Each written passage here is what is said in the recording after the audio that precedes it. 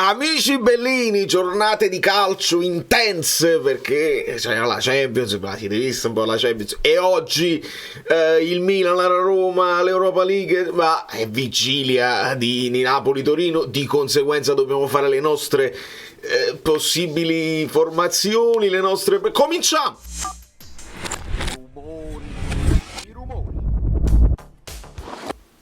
Come già scrivo? Perché quello Scrivi Valentina, ti voglio intervistare a te a patata. però voglio dare comunque del lei. Dottoressa, per una forma di rispetto.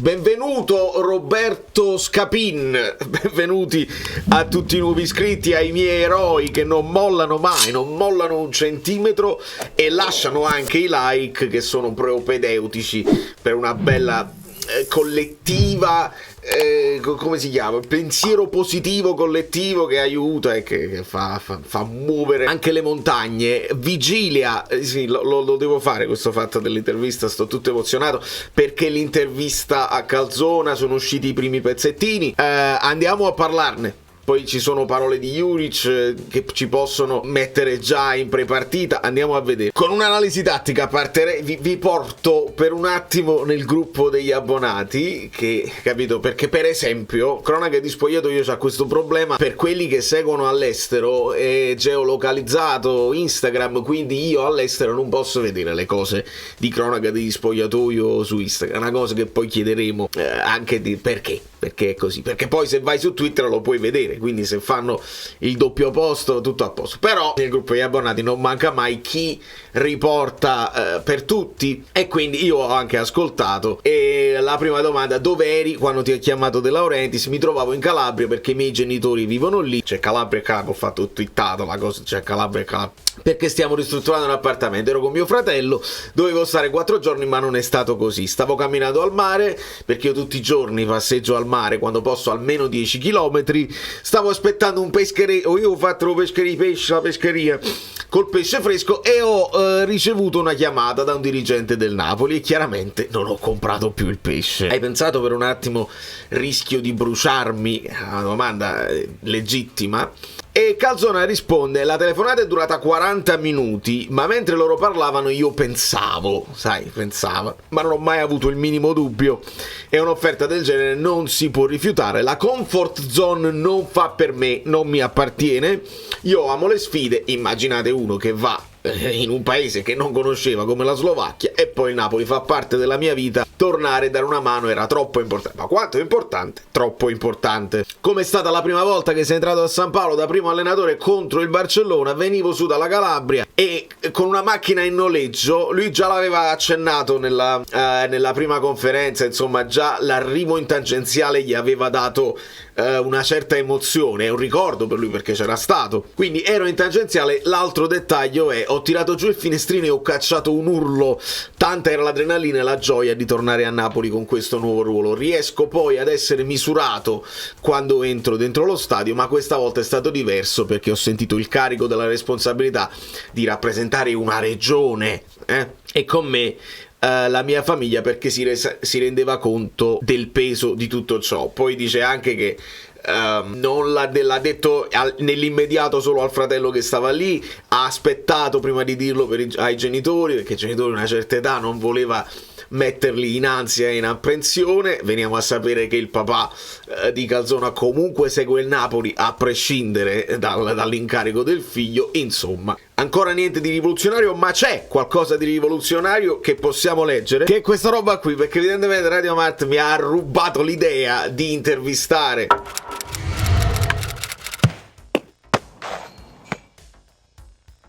Emanuele Corazzi. Vabbè, ci avete potenza, più che altri tengo a fa, quindi c'è bisogno di tempo per farlo. Un mini spoiler su altre cose che ha detto Calzona, e si parlava di Kvara su Kvicia. Inoltre Calzona fa molta autocritica, mi ha detto: ho chiesto troppo velocemente a Kvara di cambiare le sue abitudini, la sua fase difensiva è di rincorsa, mentre io gli ho chiesto di fare una fase difensiva preventiva. Mi ha stupito, è talmente un bravo ragazzo che si è applicato immediatamente, lo ha fatto anche se non ci era abituato. Signori, qua si parla di calcio, non si parla di cose a caso, non si parla di vabbè, poi quello è lo stato di Flabrilande. Attenzione, si parla di modi specifici, di idee, di lavoro, e questo mi fa molto piacere. Sono le giornate in cui si parla del futuro di Calzone, cosa fare, cosa non fare, ognuno rimette in mezzo certi nomi, si parla di Sarri, dobbiamo aspettare, godiamoci il momento attuale con l'ansia che si genera inevitabilmente, e vediamo cosa succede. Contemporaneamente ovviamente parla Juric, squalificato per la partita, non potremmo sentire a Calzone, ma almeno possiamo sentire Juric, che Napoli ha visto, li ho visti meglio, lavorano su concetti che conoscevano, sarà dura, gli episodi saranno determinati. Già parla di episodi, già sto male, vabbè, però è normale che sia così. Come stanno Tamese e Voivoda? Per Tamese ci vuole ancora tempo, Voivoda rientra ed è completamente recuperato. Ricordiamo che mancheranno Ricci e Ilic a centrocampo, e Tameze, che spesso veniva utilizzato anche da difensore con Juric in quest'annata, non c'è, quindi c'è un po' di emergenza a centrocampo. Infatti chiedono, dovesse fare cambi in mezzo al campo, chi potrebbe mettere? Abbiamo Vlasic che eventualmente può farlo, il che significa più qualità dietro, meno fase difensiva ma più qualità per le ripartenze. Poi Voivoda ha fatto una partita in nazionale in mezzo al campo, e poi stiamo provando molto Savva, che non è pronto ma ci può dare una mano perché è competitivo. Sì, per riaccendere la Corsa Europa, quanto è importante domani, serve un colpo ad effetto. Le prestazioni sono di livello, non abbiamo ottenuto risultati per alcuni risultati, probabilmente avrà detto episodi. Dobbiamo fare qualcosa di speciale, quando giochi così hai l'obbligo di non mollare, di credere in ciò che fai, cerchiamo di eliminare gli errori, prima o poi ci girerà. In questo momento siamo superiori come espressione di gioco, ma non riusciamo a fare punti. Cosa ne pensa della squalifica? La partita si prepara uguale, anche se non sono in panchina, è da tanto che lavoro con tutto il mio staff, la pensiamo uguale, non penso ci saranno problemi. Forse si mancano le cose. Ringrazio Italiano e il loro direttore, hanno capito che le mie reazioni sono pura foga e non cattiveria, sono stati gentili con me, sanno quello che sono, c'è da imparare a gestire questi momenti. La squalifica mi sembra generosa per il fatto, ringrazio Italiano e Prade, sanno come sono fuori dal campo. Domani arbitra Orsato, non so nemmeno chi arbitra, raramente mi informo, io sono pro VAR, ma si sta analizzando ogni cosa. A volte perdono un po' il gusto di arbitrare, hanno paura di certe situazioni. Ho visto una sessantina di situazioni come Ricci, con un giocatore che alza le braccia ma senza offendere, e passano inosservate. Questa volta è andata così, sbagliamo noi, sbagliano loro. A volte non è facile preparare i dettagli, e una situazione così ti cambia la vita. Per noi è la vita. Pensa Okereke o Pellegrini con Zapata, vediamo oggi l'allenamento. Sanabria ha avuto 9 o 10 palle gol, non è brillantissimo e vede la porta piccola. L'anno scorso ha fatto il record di gol e vedeva la porta grande. Chi c'è dagli indisponibili? Lovato torna alla prossima, Tameze è più avanti, Ilic sarà lunga, vedremo quanto, dipende come reagisce su certe cose, sarà comunque più di un mese di stop. Come si fermano gli attaccanti del Napoli? Sono fuori classe, bisogna lavorare bene sulle posizioni e limitare i loro pregi. Speriamo di fare bene, non è facile perché sono campioni tipo Dybala, a volte fanno cose fuori dalla normalità, dovremo essere concentrati e stare vicini l'uno con l'altro. Sappiamo che ci aspetta una partita di 1 contro 1 e quindi là torneranno utili quei discorsi di Spalletti. L'1 contro 1 è una cosa, il 3 contro 3 ne è un'altra, quindi loro vogliono stare vicini, dobbiamo stare anche noi vicini con tutti. E quindi questa è la situazione di Juric. Noi possiamo avvalerci del report dell'allenamento, dove si dice che Cajuste e Ngonghe hanno svolto lavoro personalizzato in campo, quindi sono in fase di recupero. È bene rivedere Ngonghe in campo e non in palestra. Per Rachmani, prima parte di allenamento personalizzato in campo e seconda parte in gruppo, e abbiamo visto pure che stava boxando con Simeone, quindi l'atmosfera è quella giusta. Vediamo il capitano, insomma niente altro. Ma che ha combinato Oliveira? Vedo tutto durzato, sembra un uomo di mezza età. Spiegatemi, qualcuno che abbia notizie di Oliveira, spiegatemi che ha combinato Oliveira. Io metto Mario Rui in campo. Sedere non male, il culetto penso sia Juan Jesus. Come si fa? Si fa così, dobbiamo risolvere, dobbiamo tirare a indovinare.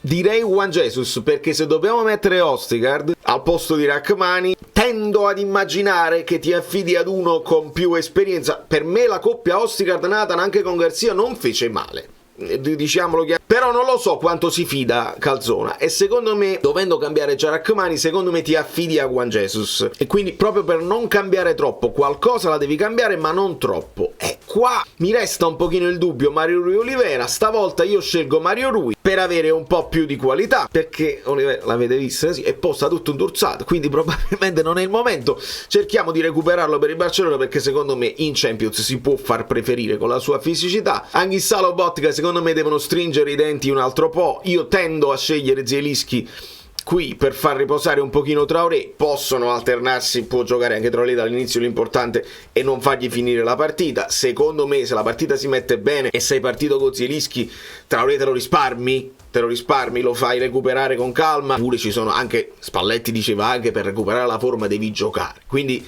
ecco perché voglio le conferenze, per capire che come la pensa Calzona. Sono discorsi logici che possono avere una valenza in entrambe le situazioni, però io tendo a pensare Zielinski, fai riposare Traoré, ci metti dentro Dendoncker, ci metti dentro quelli che non possono giocare in Champions, ci metti dentro anche un Lindstrom a centrocampo se la partita sta andando bene. Però non muoverei il trittico d'attacco con Kvara, Osimhen e Politano dall'inizio, così Raspadori ti può fare il jolly, ti può entrare al posto di Politano, ti può entrare al posto di Kvara.